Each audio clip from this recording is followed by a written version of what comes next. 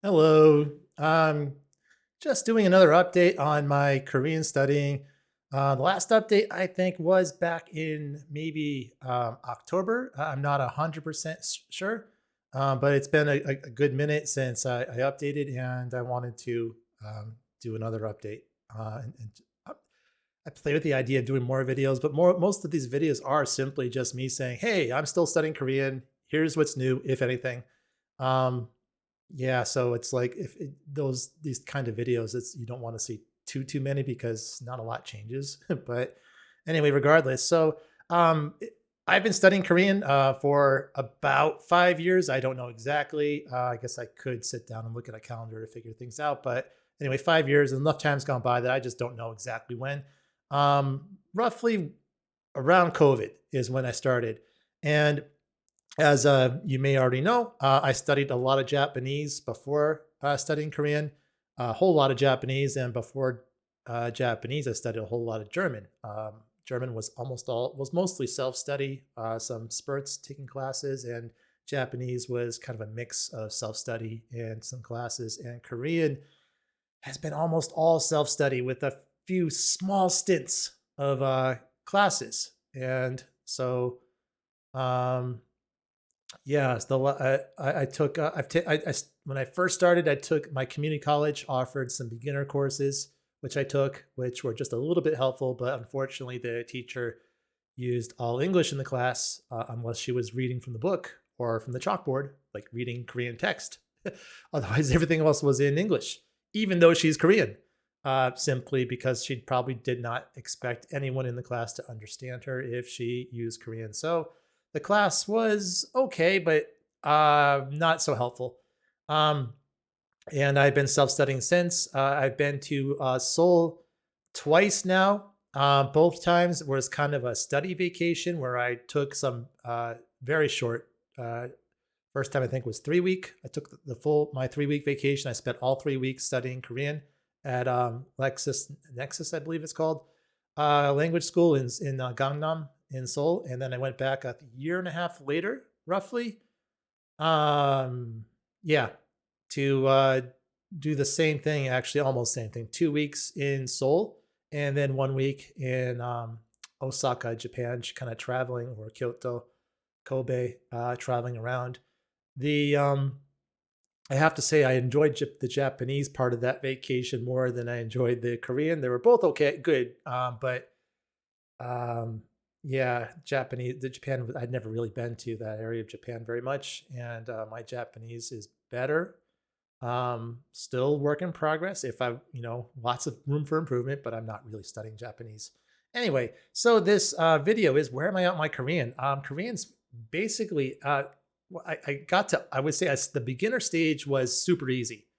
Um, that was the part where it basically, do you want, my mind was already used to the word order of the language, more or less. And yeah, so that I kind of adapted to the beginner grammar was super easy, at least for reading a textbook and taking tests and kind of sort of having some beginner conversations was super easy. Then I hit the upper beginner and it kind of stopped. I've been trying to push through. It's been like a plateau ever since. I was not. I was. This surprised me. I was not expecting this with Korean. I thought my experience with Japanese would make the progress go faster. But language learning is very complicated. Motivation plays a huge role. Even though I'm still studying Korean 5 years later, with very few breaks, a couple breaks, but nothing too crazy. Probably nothing more than a month. I don't think.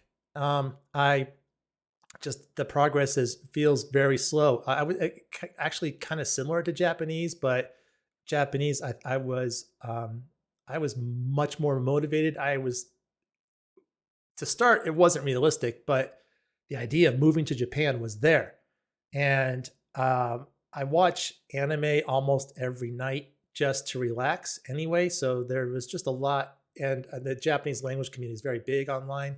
So even though maybe I'm not sure if the language is harder because of the writing system or not.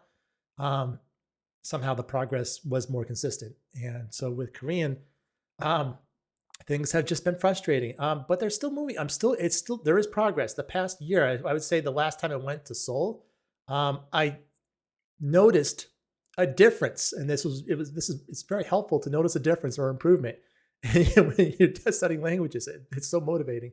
When I went to Seoul the second time, as compared to the first time, I could speak to people better. I could have simple conversations, whereas before I simply couldn't. I just really, um, shopping kind of a little bit, but just barely. And I had some really bad experiences shopping where the communication was, yeah. I basically bought mosquito repellent in one store, went to a convenience store, and didn't realize, it never occurred to me that they would sell mosquito repellent, and I ended up paying for it a second time because my communication skills were so bad. Oh God, that's a kind of a unique experience that I hope to never repeat. Yeah, I mean, it wasn't the mosquito repellent isn't too expensive, so it's not the worst mistake you can make. But it's just, as far as just frustrating and stupid, it's up there. Um, so I guess so. I mostly study by myself. Even and what I mostly do is I use Link. I would say has been the big thing, and Anki, or flashcards with spaced repetition. Flashcards Deluxe is so Anki, Flashcards Deluxe are the two flashcard apps that of preference for me, that I like the most. I mostly, so for Anki, for pre-made decks, mostly there's a lot of good high quality pre-made decks for Anki, which I use. But if I make my own deck, um, I've tried making some, like they call closed delete flashcards in Anki, but I didn't stick with those. So Flashcards Deluxe makes, if you're making flashcards on the fly, so to speak, it's very simple and easy to do within the app. I mean, you can do it in Anki too. You can make flashcards within the app, but you can do everything within Flashcards Deluxe, like add text to speech, add Google Pictures, and you're good to go. So I really liked Flashcards Deluxe for making my own flashcards per se. It's so handy and good. Yeah, so we're several minutes into this video, and I'm just kind of giving you like my background information. So what I mostly do is I read books, and I've tried, I'm not sure, I don't think I saw a different YouTuber. It's like, I think he's just called John. I speak Korean pretty good, or something like that. He is a YouTuber that makes, it says he has 9 channels or something. So he's definitely into YouTube. And Korean is his language of choice. That's the big language that he learned first. Most people that get into foreign languages, their first foreign language, they go all in. If they get really good, then they may turn into like a, foreign languages are their thing, so to speak, and maybe they may become a YouTuber, or who knows. But sometimes, and then rarely you see people that do lots of languages really well. But that's so rare. Usually it's fake polyglots. Yeah, if you get more than one language under your belt to a good level, that's definitely really unusual. He just has Korean. He's studying Japanese and trying to implement his study ideas that he thinks helped him the most with Korean, with his Japanese. I have to say, I think his ideas are very interesting and worth modifying to apply to your own studies, perhaps. And that's what I've been kind of trying to do. He says that flashcards are the enemy. Basically, studying is the enemy. Using your first language, like a dictionary, is kind of the enemy. And you need to just be learning in the language that you're trying to learn, through context, mostly through video or pictures. So if you're reading a text, then instead of using a dictionary to look up words, you should use Google Image, for example. And when you watch video, you need to just be listening closely, paying attention. I don't think he uses subtitles. I think that's a big mistake for his method. I think he should be using target language subtitles to help him, because you need some help, for God's sakes. This activity is hard. So Anyway, so I saw his video. It's his Korean is top notch, but he didn't his Korean he didn't get to this level just by doing what he this the learning vocabulary and words and context. His language journey was kind of a mixed bag of things, just like most people. And he just kind of I guess this is the method he used when he to finish up, and I, that he continues to use to this day. So, but I kind of think that if you're learning in context, maybe you might need a base. Like he studied from textbooks or tutors or conversations with people first before doing this, and he had a lot of background before he kind of jumped in the deep end. And I think that if you don't have that background, then this method is going to be a lot harder and inefficient. Basically, that's kind of the theme: learning in context through immersion. That's it's just so inefficient. There's oh god, there's a different YouTuber I'm watching. He learned Chinese to I'm not sure what level, but apparently pretty good. I haven't listened to his Chinese. I can't judge Chinese. But he seems pretty good at Chinese, and dabbled in I think some other languages like Esperanto. So he's a very much loves foreign languages, and but he likes using several methods, including Anki, to improve his language. And he's still very interested in this immersion study method, and in particular, dreaming Spanish. If you haven't seen the YouTube channel, it's or the website, it is I guess Pablo. He's got the same name as me, but Spanish. Lived in Japan of all places, and learn Japanese, and then just kind of decide, and English. He knows English too, and decided that the key to learning languages is through immersion, and that's it, only immersion. That studying is next to useless. Studying grammar is useless, and so he made this YouTube channel where they have a series of videos designed to guide learners from the absolute beginner up to, I guess they say, advanced. You just through watching videos, and he doesn't even want you to have the subtitles turned on. That's how hardcore he is with this. It's like just listen and watch thing. And this YouTuber, he finds this interesting. He loves languages, and he's basically trying this out. And he's, I guess, 50 hours in, because when you do this dreaming Spanish thing, a lot of people, they track their hours. That's how you track your progress, is your hours. He's 50 hours in, and it took him like just to learn the word for I. Took him like, I guess, 15 hours. And pero, but was 15 hours. It was kind of crazy.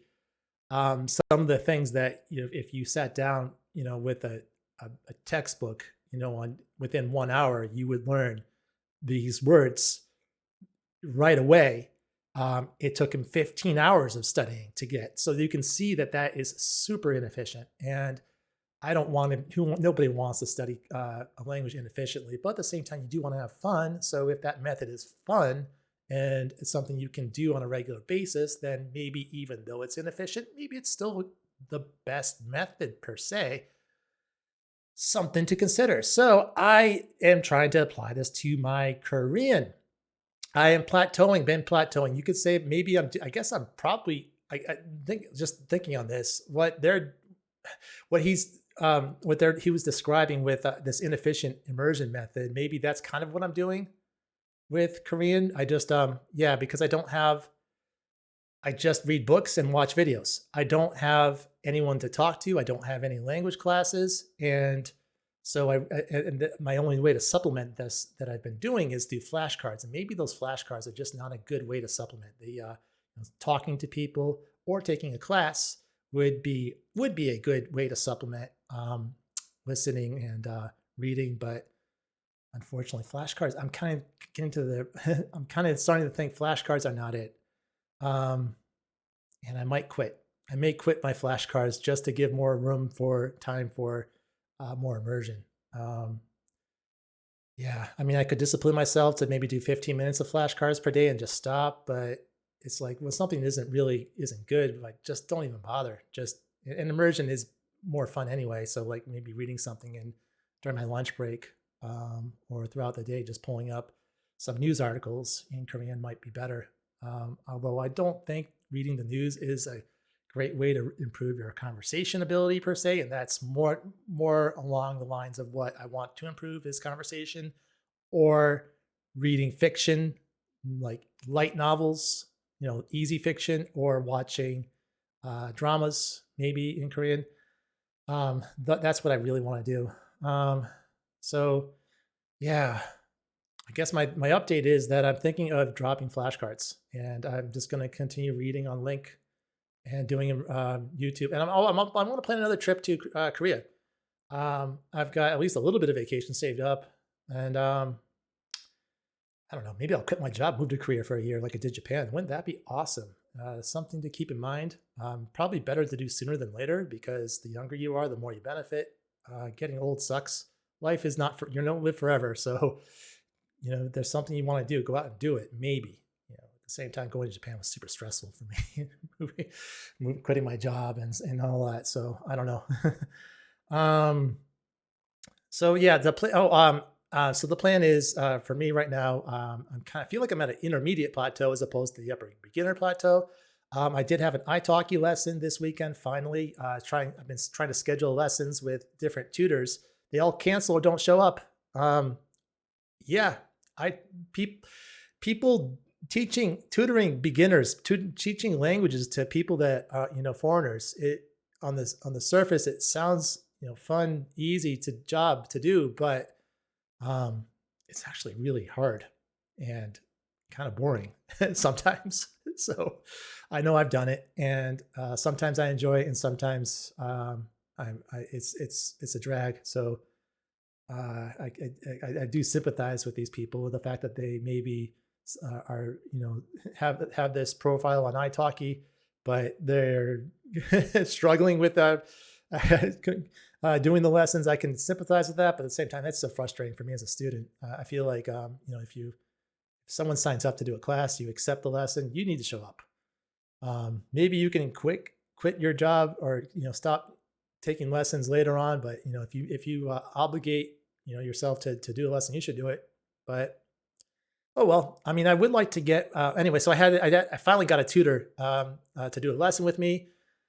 I really enjoyed the lesson. She's a newer tutor. She seems young. No idea how old she is, but she might be young. And she actually, this is kind of weird. She gave me Japanese vibes.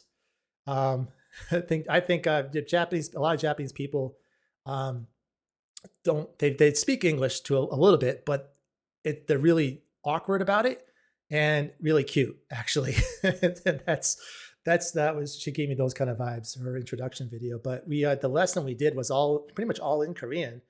I spoke Korean. I enjoyed speaking Korean. I liked talking to her. It's kind of like when we started the lesson, I kind of had this, I felt like motivated to speak Korean, and like I want to tell her all these things in Korean, and that's great. That's how when I take a Japanese lesson, that's how I feel. Actually, I guess if I think about it, going back, that's how I feel in Korean lessons I've taken in the past. It's just my inability to speak Korean was kind of the problem. It wasn't that I didn't want to speak in the lesson. I definitely wanted to speak. So that went well. The only problem is at the end of the lesson, when he said goodbye, before the camera turned off, she's like, like big smiling, friendly face. And then just watching her collapse in the chair, just exhausted, just sheer exhaustion. I'm like, and then I turned the camera off. I'm like, oh, maybe she thought the camera was off when it wasn't, so to speak. And so I'm like, gosh, she looks so, I don't know. I'm like, was it that bad? Yeah. So I don't know. I signed up for it. She offers two kinds of lessons. One is, she says, beginner, intermediate, advanced, and the other one's free talk. What I did was a free talk lesson. That's mostly what I want, is free talk. And I guess from a teacher's point of view, free talking should be easier. There should be no lesson prep involved, or very little. So you can charge less. And a lot of teachers charge less. So she charged less for the free talk. When I went to reschedule, I looked at the other one, and I'm like, oh, yep, they do cost a little. I don't know how they're different. They cost a little more. I'm like, I'll pick the one that costs more, just because she looks so tired at the end of that lesson. I feel like but I really enjoyed the lesson. So I'm like, I'll just pay more. I don't know what the difference will be, but at least she'll get a little more money out of it. Hopefully, maybe she likes. Maybe the other one she prepares and there's more structure to it. But essentially, I know that when I take lessons, especially in Japanese, if they have a lesson prepared, oftentimes I'm just talking, talking, talking. So we just kind of barely touch on whatever lesson they prepare, unless they really want to do it. Then I'll do it. But I'm mostly just talk and talk. So I could see, assuming things go well with my next italki lesson next Saturday, then I'm not sure if we'll use the material that she has. Then we'll just be the same thing as a free talking lesson. That would be good for me, and I'm happy to pay. It's not that much. She's just it was $10 for the free talking, $15 for the um, whatever this lesson is. So either way, I'm happy to pay $15. I would pay more actually, assuming if I enjoyed as much as I did last time. So gosh, I would pay 20, maybe 25. More than 25, I'm looking. It's getting out of my price range because free talking. We'll see. It depends. It depends. Yeah. Oh, all these canceled lessons. It did get me to try AI chatting again. I downloaded an app, bought a lifetime subscription. I think it's Lingo Talk. I forget the app name. I've only used it twice now. Because I'm not very excited about talking to a computer, but if I'm having so much difficulty getting people to do lessons with me, plus it's now I bought the subscription, this is all paid for the rest of my life. This would be a way cheaper option. I feel like I need to kind of make myself give it a chance, at the very least. And in the worst case scenario, I guess I could use as a backup for when I can't get an italki tutor to do a lesson. But did a lesson this morning with it. The biggest problem I have, aside from not wanting to talk to a computer, would be that sometimes it can't understand me, or and it doesn't, like with a human being, it can't understand me, which actually is pretty rare for Korean speakers, native Korean speakers. Anyway, it's pretty rare. They usually can understand my Korean just fine, but if they don't, then they understand that there was a that they didn't understand it, that maybe I didn't pronounce something, or maybe they didn't hear it. Who knows? They're like, "Can you repeat that?" Or what do you mean? And whereas my app is just like, it thinks it understood me perfectly. And I just, because you can see that it transcribes what I say. And it doesn't really take into account that maybe it misheard, or maybe that's not what I said. And that's kind of frustrating to me. But that wasn't too bad. It only happened once today when I tried it. So that's tolerable. It's just it's not perfect, but it's okay. So hopefully it stays okay. I might try recording it. I might do a video on that, giving you an example of me trying to work with the Korean. I could do that in a few languages actually. So I don't know. Yeah, that's about it. I'm not sure when the next video will be, but thank you so much for watching. I hope you're having fun with your studies and making lots of progress.